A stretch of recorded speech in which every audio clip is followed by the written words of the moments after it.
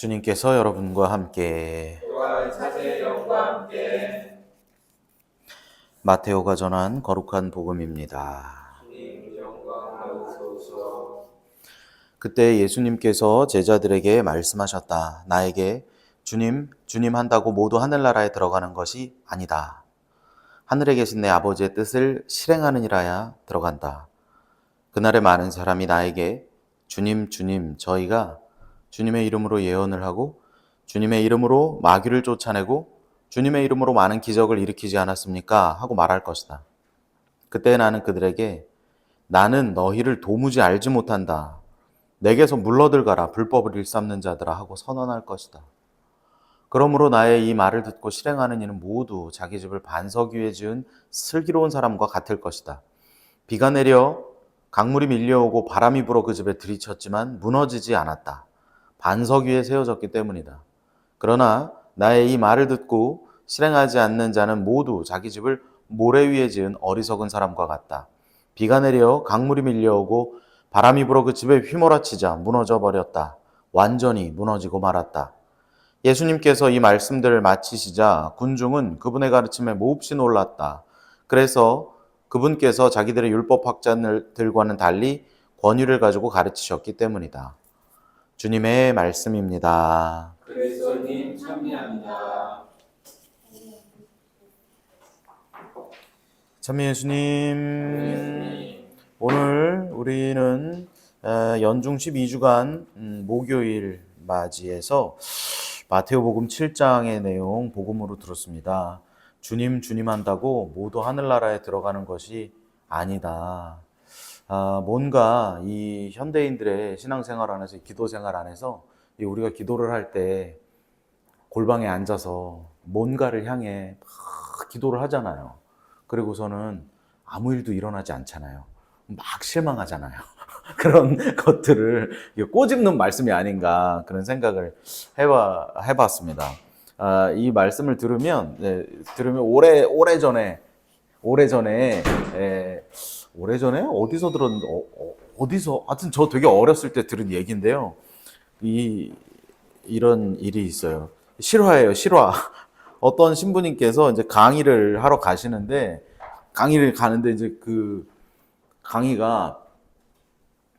시간이 다 됐는데 차가 너무 막히더라는 거죠. 그래갖고 신부님이 아무리 봐도 차가 너무 꽉 막혀갖고 이렇게 보니까 옆에 그 왜 오토바이는 차 사이로 슉 가잖아요. 그거를 보고 주님 오토바이 한 대만 보내주십시오. 그 기도를 했다는 거예요. 그 기도를 하고 차 안에 앉아 있는데 오토바이가 씩 지나가더라는 거죠. 그래갖고 주님 정말 죄송합니다. 보내주실 줄 모르고 차 안에 앉아 있었는데 저기 한 대만 더 보내주십시오. 그래가지고 그때는 기도를 하고 이제 나가서 서 있다가 이제 와가지고 타고 이제 강의 시간에 늦지 않게 갈 수 있었다 하는 얘기를 하시더라고요. 그 얘기를 어디선가 들었어요. 우리가 앞에 말씀드린 골방에 앉아 아무것도 하지 않고 기도하는 장면은 오토바이 한 대만 보내주십시오 하고 차 안에 앉아 있는, 그래서 아무 일도 일어나지 않는 그런 모습이 아닐까 생각을 해봤습니다. 내가 어떤 기도를 한다고 하면 그 바람이 이루어지도록 내가 나가서 기다리는 그런 모습이 필요할 것이라고 생각됩니다. 내가 누군가를 미워하지 않게 해달라고 기도하려면 그를 용서할 수 있는 마음을 내 안에 함께 청하고 내가 그에게 가서 손을 내밀 수 있는 용기도 함께 청해서 어떤 그런 액션을 뭔가 할 때 주님께서 어떤 일들을 해주시지 않을까 생각을 해보게 됩니다. 복음 말씀은 그 말씀 뒤에 반석 위에 지은 집과 모래 위에 지은 집에 대한 이야기를 하시는데 아주 정확한 이야기라고 생각합니다. 신앙인은 기도를 하건 안 하건 기도가 들어지건 들어지지 않건 간에 어느 방향으로 열매를 맺고 그 방향으로 발전을 조금씩 한다고 저는 생각합니다. 그 모습을 형상화하여 보여주는 것이 바로 모래 위에 지은 집과 반석 위에 지은 집이라고 생각합니다. 기도가 들어지지 않은 사람은 그냥 실망하고 그 다음에 똑같은 기도를 또 할 수 있지 않습니다. 기도가 들어지지 않은 사람은 실망을 해요. 그리고 믿음에 균열이 생겨요. 그리고 기초가 점점 물러집니다. 자꾸만 조금씩 계속해서 하느님은 아무것도 안 들어줘 라고 하는 믿음이 점점 생길 수도 있죠. 그런 사람에게 평상시에는 겉보기에는 멀쩡해 보였던 그 신앙인의 집이 이 오늘 복음에서처럼 비가 들이치고 물이 들어치고 갑자기 폭풍우가 쏟아지면 그 집이 멀쩡해 보였지만 와르르 무너져 버리고 만다는 겁니다. 반대로 기도에 응답을 받은 사람은 그 응답이 반석처럼 그 집을 단단히 지켜줘서 겉으로 보이기에는 모래 위에 지은 집과 똑같이 보일 수 있지만 그 사람에게 고통이 찾아오고 그 사람에게 유혹이 찾아오고 그 사람에게 혼란이 찾아올 때 그 기도가 들어졌던 그 받침, 그 바탕, 그 단단한 받침 위에 자기 집을 무너뜨리지 않고 세울 수 있는 신앙인이 된다고 오늘 복음은 이야기하고 계십니다. 이 같은 질서는 고해성사에서도 찾아볼 수 있습니다. 고해성사는 첫 번째로 우리 죄를 성찰하는 단계 다음 그 죄를 통회하고 아파하고 통회하고 후회하는 단계와 세 번째로 그 죄를 다시 반복해서 짓지 않겠다고 하는 결심의 단계가 있습니다. 근데 신자들이 이 두 번째, 세 번째를 잘 안 해요. 첫 번째도 안 하시는 분은 죄가 없습니다 이러고 오시는 분, 지난주에 미션 빠졌습니다 이러시는 분이고요. 첫 번째는 했는데 두 번째를 안 하시는 분은 와서 죄를 막 나열하시는 분들이 있어요. 뭐 했고요. 특히 어린이들이 그걸 많이 해요. 어린이들이 엄마 말씀 안 들었고요, 동생 때렸고요, 뭐 숙제 안 했고요, 뭐 안 했고요, 막 뭐라 그래요. 그럼 제가 물어보죠. 친구, 그거 다시 안 할 수 있겠어요? 이렇게 물어보면 아니요, 다시 할 건데요. 어린이는 그럴 수 있어요. 어린이는 그럴 수 있는데 만약에 어른 중에 어떤 분이 제가 뭐 술 먹고 실수도 했고 뭐 미사도 빠졌고 뭐 뭐도 했고 기도도 안 했고 뭐도 안 했고 다시 안 하실 수 있겠어요? 아니요, 또 할 건데요. 그러면 어디서 문제가 생기냐면 이분이 성사 보고 나가서 똑같은 일을 하고 또 성사 보고 나가서 똑같은 일을 하면 고해성사라고 하는 거에 대한 믿음이 약해진다는 거예요. 이 별것도 아니네 이거. 아무것도 변화도 없네 이거. 그런데 그 뭐가 결여됐다고요? 두 번째, 통회하는 단계와 세 번째, 결심하는 단계가 결여된 사람에게 고해성사가 통째로 의미 없는 일이 돼버리는 것처럼 기도라고 하는 것이 실천이 가미되지 않은 기도가 나에게 자꾸만 실망을 가져다 줄 때 기도라고 하는 것, 신앙이라고 하는 것 전체가 다 의미가 없어지는 너무나 안타까운 일이 벌어진다는 겁니다. 오늘 복음 말씀에서 주님께서는 주님 한다고 하늘나라에 들어가는 것이 아니라 하늘에 계신 아버지의 뜻을 실천하는 사람, 하느님의 뜻을 실천하는 사람이 하느님 나라 들어가신다고 했는데 저는 아주 따뜻한 내용이라고 생각합니다. 기도가 반복될수록 사실 우리는 기도 안에서 어떤 것들을 느끼냐면 내가 믿음이 없을 때 내 판단과 내 희망으로 했던 기도들은 이게 희한하게 먹어도 배부르고 마셔도 목마른 기도구나.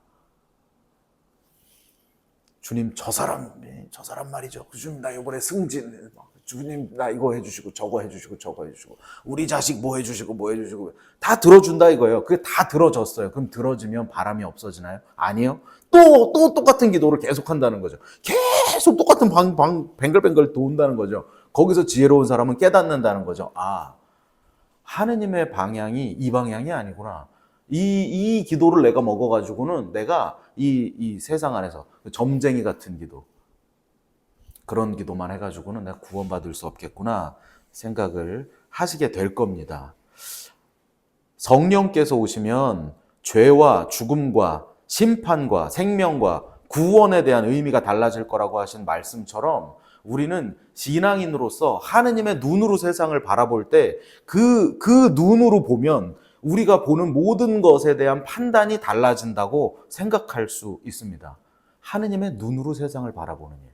저는 그 큰 초대를 제가 경찰사목, 교정사목 하면서 저도 또한 하느님의 눈으로 더 넓은 세상을 바라보는 큰 초대를 제가 받았다고 생각합니다. 저는 경찰 사무국 오기 전에 경찰이라고 하는 집단의 사람들에 대해서 부정적이었어요. 모두가 그렇지만 우리 직원들도 그렇잖아요. 서로가 그런 생각을 하잖아요. 그냥 나 안 만났으면 좋은 사람, 아주 뭐라 그럴까, 나쁜 사람들, 막 이런 사람들로 생각했다는 거죠. 그런데 와서 보니까, 가까이 와서 보니까 그 눈이 달라졌어요. 가까이 와서 보지 않으면 깨달을 수 없는 그 하느님의 눈으로 경찰분들을 바라보게 되니까 정말 이분들이야말로 참 성실하시고 착하고 헌신하고 이게 양보할 줄 알고. 저 같으면요, 솔직히 저 같으면 그 대우 받고 저 이거 못해요. 나 같으면 그렇게 밤새고 나 그거 못해. 그렇게 하고 사람들한테 맨날 나 그거 못해 나는. 그 절대 못해 나는. 저 같으면 에이씨 아무 때려쳐 이랬을 거예요. 정말 존경합니다, 여러분. 예, 저는 그래서 제가 그런 생각을 이렇게 가지면서 이렇게 미사를 올 때마다, 이게 서해 미사를 갈 때마다 오랜만에 만나서 그런지 갈 때마다 여기서 만나면 이분들이 반갑고, 또 저번에 가면 저분들이 반갑고, 이따가 저녁에는 계양서 갈 거거든요. 다 계양서 가는 것도 막 설레요. 기대가 돼요. 오늘 이 서부서 오는 것도 엄청 설렜어요. 어젯밤에도 엄청 설렜고, 그렇게 자꾸 설레고 기대가 되고 보고 싶고, 이렇게 이 사랑의 눈으로 보는, 이런 어떤 체험이 하느님의 눈으로 세상을 보는, 하느님의 판단으로 세상을 보는 체험이구나 하는 생각을 해보게 됩니다. 교정사목에 가서도 마찬가지입니다. 저는 처음에 교정사목 들어갈 때 엄청 무서웠어요. 여러분들도 다음에 저랑 같이 봉사자로 한번 같이 들어가 보시면 그 주민등록증 내고 이게 철창이 쫙 열리고 거기 있는 그 자동문은 일반 자동문이랑 달라요. 센서가 없어요. 그 센서 한다고 다시 열리지 않아요. 거기는 닫으면 그냥 손가락 찌고 닫혀요. 그래서 조심해야 돼요. 거기 있는 교도관분들이 열어주지 않으면 열리지 않아요. 그래서 저는 매주 미사를 들어가면서도 들어갈 때 불안하면서 들어가고 나올 때 자유의 향기를 맡으면서 나오는데, 이제 너무 그건 다른 얘기였고요. 그분들을 만날 때도 처음에 되게 무서웠어요. 그분들 다 범죄자잖아요. 무서웠는데 지금은 어떤 눈으로 그분들을 보게 되냐면, 아픈 사람, 치유가 많이 필요한 내 형제, 하느님의 아픈 손가락. 아까 경찰의 예와 같이 저가 만약에 그 사람들과 같은 환경에서 자라서 그 사람들과 같은 것에 노출되었다면 나는 자유로울 수 있었을까? 저는 여러 가지 것들을 봐야 한다고 생각합니다. 여러분들은 직업적인 윤리와 그런 것들로 인하여 어쩔 수 없이 법에 저촉된 것들을 법의 집행을 하시는 분들이지만, 신앙인의 눈으로 보면 이분들이 좀 치유됐으면 좋겠다, 자유로워졌으면 좋겠다. 왜냐하면 그게 들어갔다 나갔다를 평생 하시더라고요. 그게 안 돼요. 안 끊어져요. 그게 끊어졌으면 좋겠다 하는 눈으로 그분들을 바라보는 하느님의 눈으로, 사랑의 눈으로 그분들을 바라볼 때, 내가 그전까지는 희망하지 못했던 새로운 기도가, 자유의 기도가, 사랑의 기도가, 그런 것들이 나올 때 우리가 하느님의 뜻을 깨닫게 되고 하느님의 눈으로 세상을 바라보게 되고 하느님의 일을 실천하면서 하느님 나라로 초대돼서 한 걸음씩 나아가는 신앙인들이 되는 것이 아닌가 생각해 봤습니다. 우리 모두를 사랑의 눈으로 그렇게 바라봐 주시는 주님을 기억하고 그 길로 초대된 우리 모두 주님께로 한 걸음씩 걸어가는 오늘 하루 되어보시면 좋겠습니다. 아멘.